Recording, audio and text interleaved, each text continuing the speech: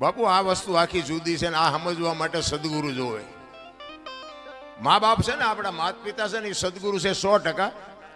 પણ એ તમારો જન્મ આપી શકે, લાલન પાલન કરી શકે, ઉછેર કરાવી શકે, લગ્ન કરાવી શકે, ભણાવી શકે, ઓળખાણ ન કરાવી શકે. તમે કોણ છો એની ઓળખાણ તો બાપુ સદગુરુ કરાવી શકે, બીજાનું કામ નથી રાખવું. સદગુરુ જ્યાં સુધી ન મળે ત્યાં સુધી તમને તમારી ઓળખાણ ન થાય. અને તમારી ઓળખાણ ન થાય તો સમજી લેજો તમે માણાના અવતારમાં એક કૂતરું આવીને વી ગયું ને એમ તમે વીઆઈ ગયા. મીરાએ કીધું આત્માને ઓળખ્યા વિના લક્ષ 84 નહીં મટે, તમારી ભ્રમણા ભાંગ્યા વિના ભવના ફેરા નહીં મટે. આપણી ગત ગંગા છે ને, જેસલ, તોરલ, રૂપાદે, માલદે, કતીબસા, હુરમબાઈ, લાખો, લોયણ, જતો, ભગત, ખીમડીયો, કોટવાલ, ડાલીબાઈ, રામદેવજી, હાલો, હુરો, વણવી, ઢોંગો, નિરલ, કૂંપો, આ બધા ગતના ગોઠી હતા ને. એમાં સ્ત્રી હતી, પુરુષ હતા, અમીર હતા, ગરીબ હતા, તમામે તમામ સમાજના હતા. બાપુ ખોળિયા જુદા હોય ને જીવ જો એક થઈ જાય ને તો મળદા તો અત્યારે બેઠા થાય. ઈને ગત ગંગા કહેવાય. પણ ભજન એમના સમજાવ. હું તમને એક જ વાત કહું, ભોળાનાથનો દીકરો કે ગણપતિનું માથું ભોળાનાથે કાપ્યું અને હાથીનું લગાડ્યું એમ કે ને બધા ફોટામાં જોયું, મૂર્તિમાં જોયું, શું થયું? એ ભોળાનાથે માથું કાપ્યું અને હાથીનું લગાડ્યું. બધા આપણે મૂર્તિમાં ફોટામાં જોઈ ને. તો હું એમ કહું છું કોઈનું કાપ્યું ત્યાં જ નહીં પડ્યું હોય, હાથીનું શું કામ ચોંટાડ્યું છે? આ કોઈ ભણાવતું નથી એટલે તમે અમને સાંભળો છો. કાપ્યું હોય તો અહીંયા જ પડ્યું હોય ને તો ઈ નો સોટાડી શકે ને. હાથીને કાપીને અને હાથીનું માથું ફીટ થાય, માણસ શરીર ઉપર માથામાં ફીટ થાય, હાથીનું આવડું હોય. હવે આ 4 આંગળની જગ્યા હોય, માથે ફીટ થાય. એટલે આ બધું છે ને અટપટું છે. ચિત્તની શાંતિ, મનની પ્રશંસા, દિલની દાતારી, ગુમડાની રોજ અને ટાઢિયા તાવની ટાઢ આટલું માલકુરથી આવે. ભજનનું ઊંધું છે. ગુમડું થયું ને ગુમડું, એની દવા લગાડવાની હોય ઉપરથી મટે માલપાથી. એટલે નથી સમજાતું. તમે બધા કરોડપતિ છો, તમે મને બોલાવો, કોઈ નથી બોલાવે એવું બાપુ. પણ આ અંતરના ઊંડાણની કોક વેધુને કરાય વાત, આને સોરે નો સિતરાય સિતની વાતું શંકરા. અમારે ઘણું કહેવું છે પણ કહેવાનો મારો મિનિંગ ઈ છે કે માં હોય મોટે બોલું માં, એ હાથે નાનપણ સાંભળે, એ મલક બધાની મજા પછી કડવી લાગે કાગડા. એ આ જનેતાને હું એટલા માટે કહું છું, આ દીકરીઓને મારે કહેવાનો અર્થ એટલા માટે છે કે તમે એમ કહો ભગવાન મને હારો દીકરો દે, હારો દીકરો દે. શું અહીંયા ગોદામ છે? અહીંયા દુકાન છે? હારા દીકરા બાપુ માં સંસ્કાર આપે તો જ હારા દીકરા થઈ શકે. બાકી એમના તમે હારો દે એમ કરી મેળ ન પડે. પણ હું તો બહેનોને ખાસ વિનંતી કરું, હાથ જોડીને કહું, હું કોઈ સલાહ દેવા તમને આવ્યો નથી અને મારી સલાહ તો શું મારી લાયકાત હતી હું તમને સલાહ આપું. પણ મારો કહેવાનો, મારી વાતની અમુક બાપુ નોંધ કરજો અને એનો અનુભવ કરજો. હું કોઈ પાવરની વાત નથી કરતો. પણ તમારે સારા સંતાન જોઈને તો મારી એક જ ભલામણ છે કે ઉદરમાં સંતાનનો વિકાસ થતો હોય અને જન્મ થયા પહેલા રામાયણ ને ગીતાના 5-5 પાના વાંચજો. જો આપને સંતાન થાય એવું આ ટેકો દેવું દીકરો ન થાય તો બાપુ મારું નામ તમે જોડો ઘા કરજો. હારા દીકરા તો થાય. મારા વહુ હારો ભેગા પાણી પૂરીયું ખાતા હોય તો અહીંયા કઈ હારા વાઈટ ન હોય દીકરાની. એ તો ઠીક છે, પછી કહેવાનું હોય અમુક એ ભગવાન એકાદો દીકરો દે, અમે દીકરા વગીરના છીએ. તો અમુક એમ કે હે ભગવાન આના કરતા ન દીધો હોત તો સારું હતું. આપણે એમ કે હારા આવે આ દીકરા હાઈવે ફાયદો છે કે નો હાઈવે ફાયદો છે? ભગવાન પાસે બાપુ માગજો એકાદો દીકરો, પણ એને કહેજે કે ગોપીચંદ ને ભરથરી જેવો કા દીકરો આપે, ગંગા સતી પાનબાઈ જેવી દીકરી આપે, 7-8 પેઢીઓના નામ ઉજળા કરી દે. એટલા જ માટે કહું છું બાપુ, દીકરીઓનું સમર્પણ છે બાપુ, એનો ત્યાગ છે. માનું બાપુ છે ને પદ ટોચે છે. 9 મહિના મા બાપુ ઉદરમાં સંતાનને રાખે, એનો જન્મ આપે, એનું લાલન પાલન કરે, બેહતા બોલતા ખાતા પીતા બધું માં શીખવે અને વાય નામ બાપાનું લાગે. બોલો, માનો ભોગ છે એટલો બાપનો નથી. આખી દુનિયાને ખબર. એમાં હું આવી જાઉં ને મારે લાગુ તો પડે જ તે ને. ને કે મને તો એમ થાય કે માએ જે સમર્પણ કર્યું છે એ બાપે નથી કરેલું, તો આની વાય માનું જ હોવું જોઈએ, બાપનું ન હોવું જોઈએ. પણ માએ ત્યાગ કરી દીધો કે આની વાય એના બાપાનું રાખો. કોકે પૂછ્યું કે પણ તારો આટલો ભોગ અને બાપનું નામ શું કામ? કે આ કદાચ કપાતર પાકે અને કોથળીઓ તોડીને ધૂળીમાં માથું ગાલીને પીડ્યો હોય, કોક એમ કે કોનો છે, ફલાણી માનો છે, એમ કે છે મારા ખોળી આમ જીવ નહીં રે, 9 મહિના ઉદરમાં રાખ્યો, મારું કાળજું ફાટી જાય, એની વાય એના બાપાનું રાખો. આને સમર્પણ કહેવાય. અને હારા દીકરા છે ને એ માન ખબર છે કે આની વાય મારું જ રખાય. હારા દીકરાની વાય જનેતાનું છે. હનુમાનજી કોનો, અંજનીનો, કર્ણ કોનો, કુંતીનો, ભીષ્મ કોનો, ગંગાનો, શિવાજી કોનો, જીજાબાઈનો, ગાંધીજી કોનો, પુતળીબાઈનો. હારા હારા માના બગડેલા અમારા માં છે ને ઉપર બેઠી બધે ધજા, મહારાસુર, પાવાગઢ, ચોટીલા બધે જ્યાં જાવ ત્યાં માં ઉપર બેઠી. શું કામ? મારા સંતાનની નજર રહે એટલા માટે. બાપા બધા ભોંયરામ છે, ત્રંબકેશ્વર ને રફાળેશ્વર ને ભોંયરેશ્વર ને રિયા સલમુદા બે. માન બાપમાં ધરતીનો. હું તો એમ કહું કે જનેતા જો જીવતી હોય તો એક વાગે હાનનું ટાણું હોય અને માં બેઠી હોય એની પાસે જઈને કોક દીક પૂછજો, માં મારો જન્મ થયો તેથી તને વેદના કેટલી હતી બાપુ? કોક દીક પૂછજો તો તમને માની વેદનાની ખબર પડે. રામ, હું કોઈ ભલામણ નથી કરતો આવા માંડવા નાખો, મંદિર બનાવો, આ કરો તે કરો, હું કોઈને કહેતો નથી. મારો પ્રોગ્રામ ગમે ત્યાં હોય ને હું મારી એક જ હાથ જોડીને વિનંતી કે માન અને બાપને બાપુ જાળવજો. માન બાપ જેવા ભગવાન આ દુનિયામાં ક્યાંય કોઈ છે જ નહીં. અને તમારા મા બાપને તમે નહીં જાળવો ને તમારી પ્રજા તમને નથી જાળવવાની, નથી જાળવવાની, નથી જાળવવાની. લખવું અહીંયા લખી લેજો. તમારા માત પિતાથી તમે છો, મારા માત પિતાથી હું છું. માત પિતા તમે ચૂકી ગયા સેવામાં એટલે સમજી લેજો કે તમે કરોડ રૂપિયાના આસામી હોય તો બેકાર ધૂળ કહેવાય. કારણ કે મને તમને આપણા જન્મ વખતની ખબર નથી કે માએ શું વેઠ્યું છે. એ વેદનાની જો આપણને ખબર હોય ને તો આ માવડીઓ રોટલા વગરની આટા નો મારતી હોય. લાખો રૂપિયા કરોડો રૂપિયાના દાન આપે ને ઘરે માન બાપ જો રોટલા વગરના વરાળું કાઢતા હોય, જિંદગીમાં નો ગાડી હાલે. રામ, 40 લાખની ગાડી લઈને નીકળે, વાયલી સીટમાં જોવો કૂતરો બેઠો હોય, બોલો લબરક લબરક કરતો. હવે આમાં માને બાપાને બેહર્યા હોય તો અરે અમને સારું જોડું નથી જડ્યો, અમારો દીકરો કેવી ગાડીમાં ફેરવે, જિંદગીમાં કાંટો ન વાગે. કાંટો રામ કરવાની જરૂર આ તો કે તમને ન ખબર પડે, તમને એમ જ કરે. બોલો એટલે આ નહોતી ખબર એટલે 100 વીઘા રાખી હતી, તું 10 વીઘાના ઉલાળિયા મીડો કરવા. અમને ખબર છે પણ જાવું ક્યાં? અરે મારા રામ, માન બાપે તો આપણા જીવન માટે દેહના કોથળા કરી નાખ્યા. કોથળા ભલામણ, મારો દીકરો, મારો દીકરો, મારો દીકરો.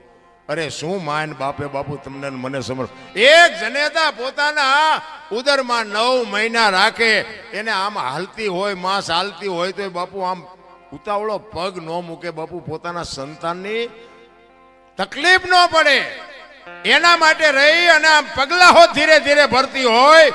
અને જન્મ આપ્યા પછી બાપુ લોહીનું દૂધ કરીને તમને મને પાતી હોય અને આવડો મોટો ઉછેર કરતી હોય. જો માર રોટલા વગરની આટા દે, જિંદગીમાં તમારા દાણા જોરાવો એટલે જોરાવો. જો કાંઈ તમારો મેળ પડે તો કોઈ દી નો પતે. માના ઋણમાંથી બાપુ કોઈ દી. પછી ઘણા નથી આમ ફોટા માના બાપાના ફોટા મરી જાય ને પછી ફોટા પાય ઓલા રોટલા કરી કરીને દેખાડે.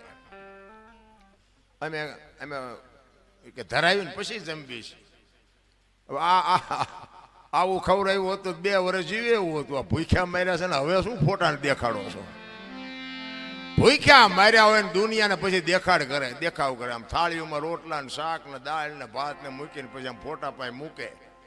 એમ પેલા ધરાવી, પેલા ધરાવવાનું હતું તાર ધરાવ્યા નહીં નથી. કોકની શમશાન યાત્રા નીકળી હોય તો આમ ભાળી જાય ને કે શમશાન યાત્રા હાલો હાલો ટેકો દે, ટેકો દે. આ ટેકા ન દીધા એમાં જ મર્યા છે. હવે હું ટેકા દેવા હોય? ટેકા હાટું બજારા લબડી રહ્યા હતા.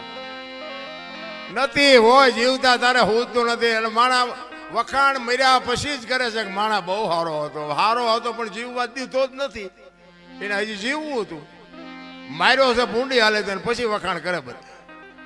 અરે બાપુ ભાઈ નો હું તો 18 વણમાં કહું બધા ભેગા રહીને મોજ કરો. જીવન કાલ ખૂટી રહે કાંઈ વાતમાં છે નહીં. માણસ જન્મે ને 2-2.5 કિલોનો હોય 60-80-100 વર્ષ જીવન મરી જાય ને શમશાનમાં લઈને હળગાવી નાખો અને રેખ્યા ભેળી કરીને જોખો એટલે 2-2.5 કિલો થાય. વાતમાં કાંઈ છે એની વચ્ચે ઠેકડા મારવાનું છે બધું. ને બધું માં તૈયાર ન કરી રાખે. આપણો જન્મ થયા પહેલા જનેતા ઉદરમાં સંતાન હોય અને તરત જ બધું માં તૈયારી કરી રાખે. ખોયા અને ગોદડા અને ઘોડિયા આન તેન બધું માં તૈયાર જ રાખે કે મને ભગવાન કઈક આપશે. એના માટે બધી માએ તૈયારી કરી રાખી હોય. અને 60-80-100 વર્ષ જીવન પછી જવાનું ટાઈમ થાય તારે બધું તૈયાર જ હોય. લાકડા તૈયાર હોય, ઉપાડનારા હોય, ગોઠવનારા હોય, દિવાળી મૂકનારા હોય, ઘોંકા મારનારા હોય. તા પહેલી ને છેલ્લી બે તૈયારી છતાં વટલી નહીં કરી રાખી હોય.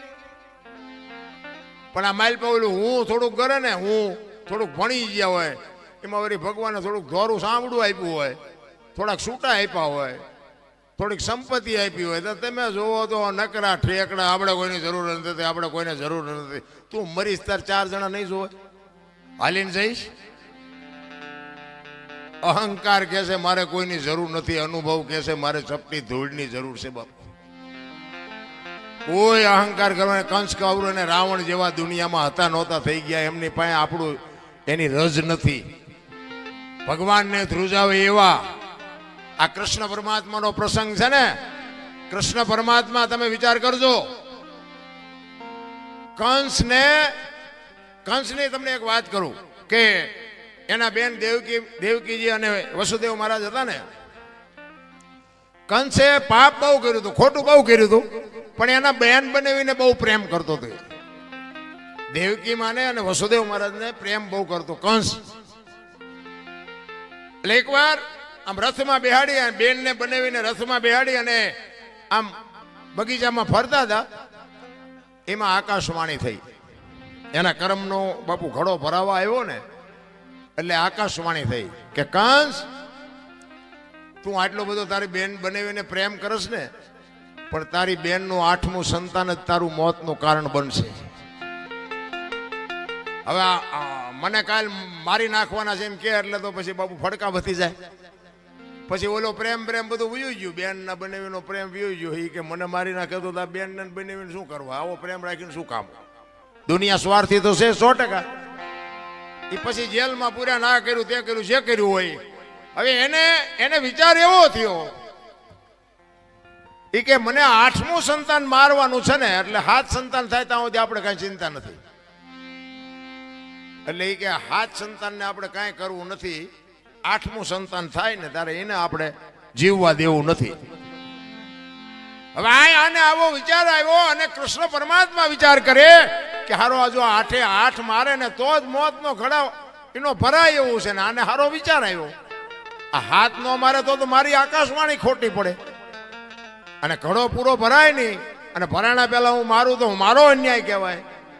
હારો આને વિચાર હારો કેમ આવ્યો? આ જો 8 ને મારી નાખે તો જ એનો ઘડો સંપૂર્ણ ભરાય ને તો જ હું એને મારી શકું. મારી આકાશવાણી એને મેં એ કરીશ. ભગવાન મૂંઝાણા કે હવે શું કરવું? એમાં નારદજી આવ્યા. એ કે શું પ્રભુ ચિંતા કરો છો?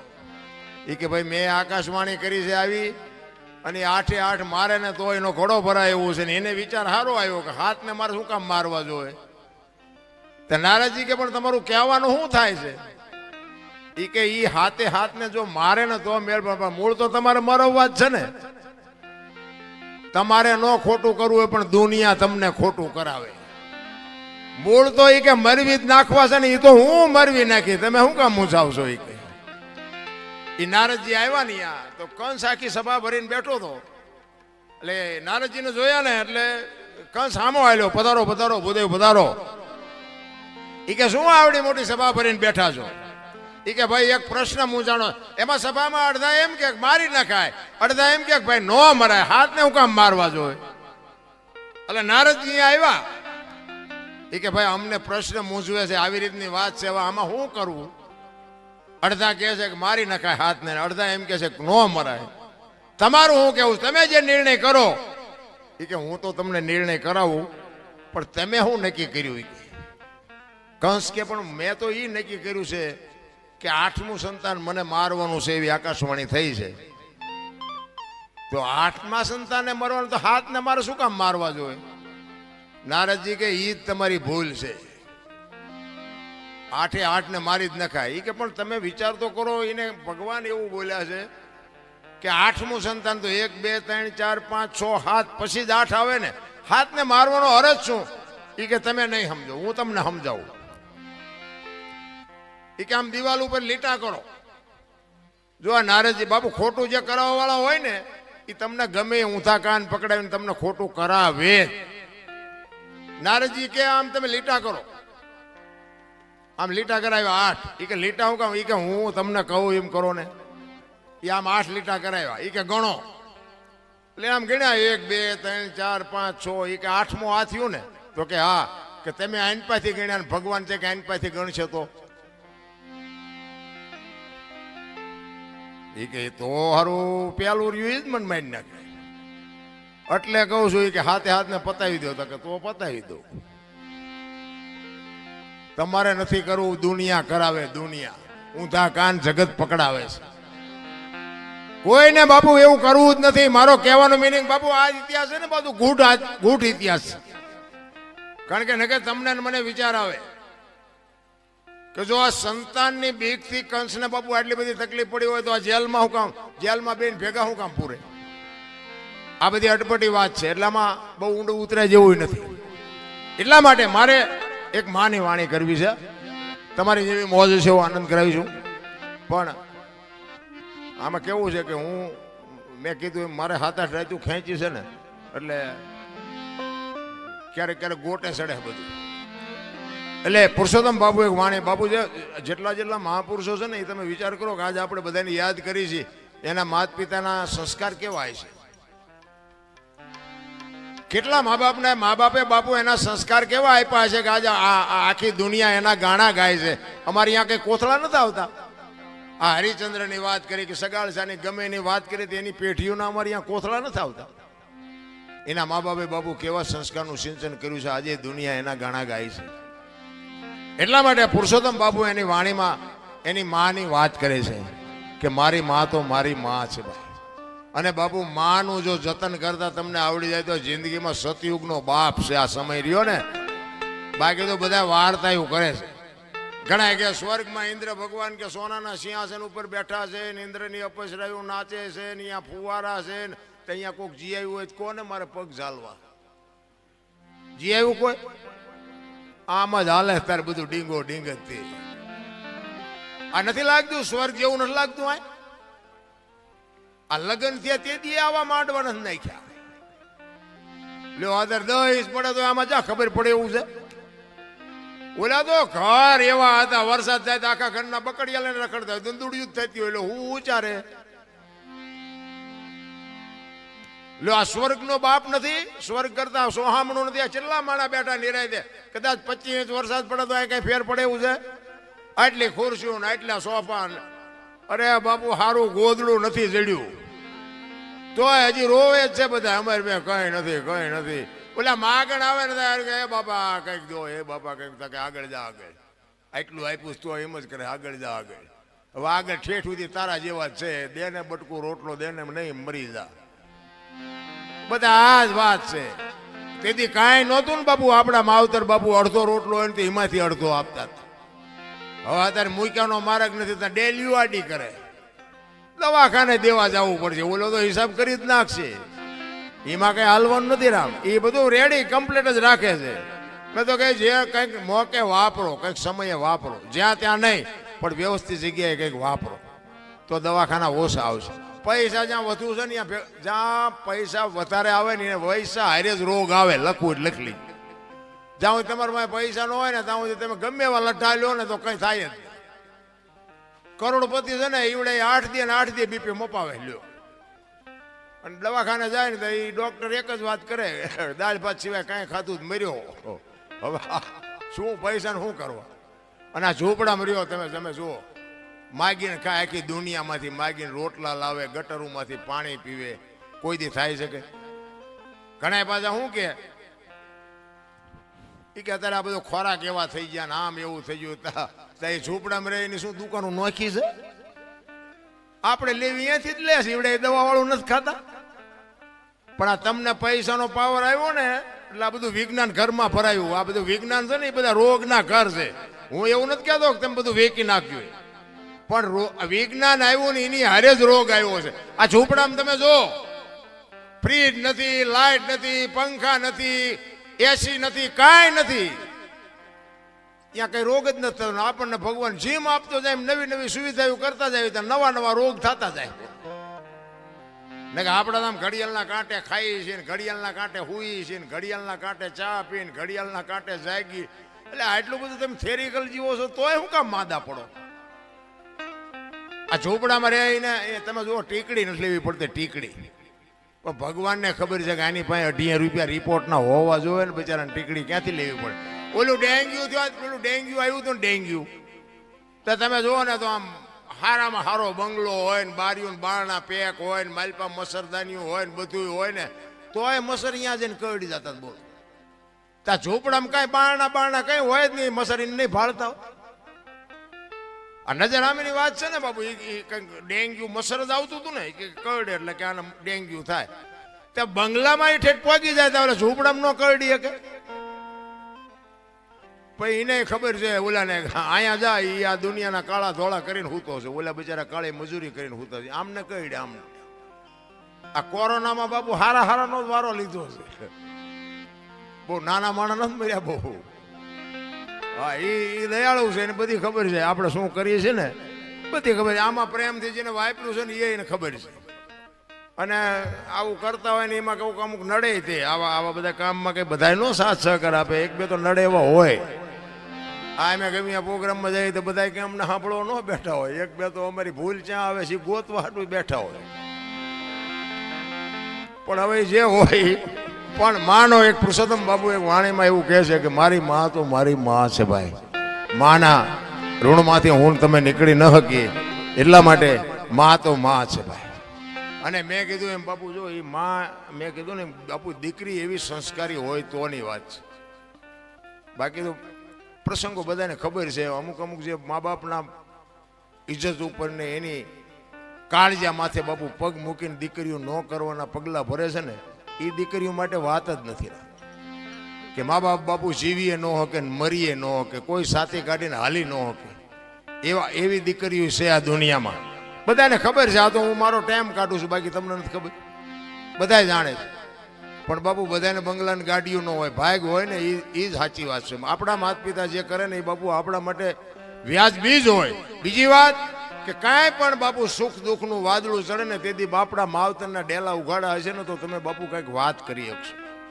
બાકી બધા ડેલા બંધ કરીને જશો ને, તેથી બાપુ તમારું કોઈ નહીં હોય. સમજી લેજો તમે આ દુનિયામાંથી ગયા એમ સમજી લેજો. એટલા માટે કહું છું. એટલે પુરુષોત્તમ કહે છે, શું કહે છે?